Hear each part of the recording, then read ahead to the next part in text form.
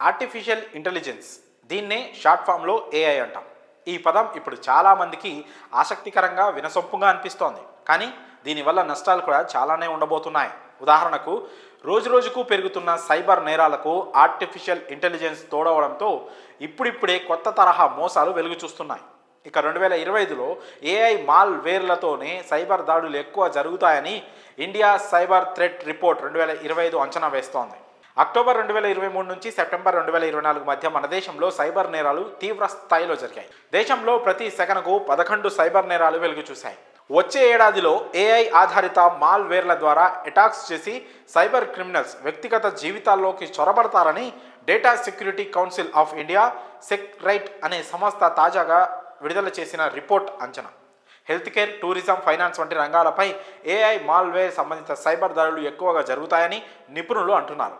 Biometric data దోపిడీ మరింతగా పెరుగుతుందని అంచనా వేస్తున్నారు. ప్రభుత్వ పథకాల లబ్ధిదారులను లక్ష్యంగా చేసుకుని నకిలీ యాపులు, దరఖాస్తుల ద్వారా మోసాలకు పాల్పడే అవకాశం ఉంది. దేశవ్యాప్తంగా ఒక్క ఏడాదిలో 84 లక్షల ఎండ్ పాయింట్లలో 36.9 కోట్ల మాల్వేర్లతో దాడులు జరిగినట్లు సమాచారం. దీని ఆధారంగా భారత్లో నిమిషానికి సగటున 702 సైబర్ దాడులు జరుగుతున్నట్లు తేలింది.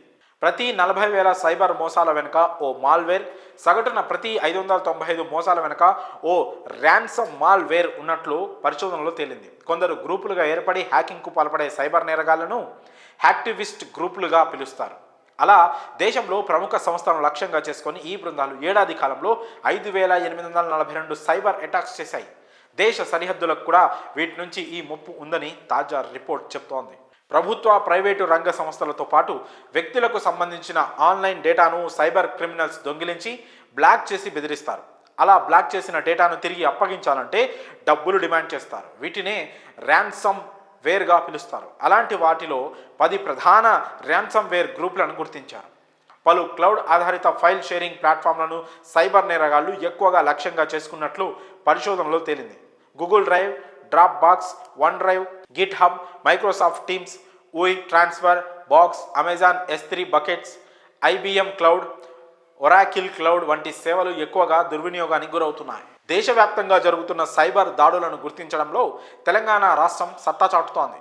సైబర్ నేరగాళ్లు పంపిన వాటిలో 15.03% మాల్వేర్లను గుర్తించి దేశంలోనే మొదటి స్థానంలో ఉంది తెలంగాణ.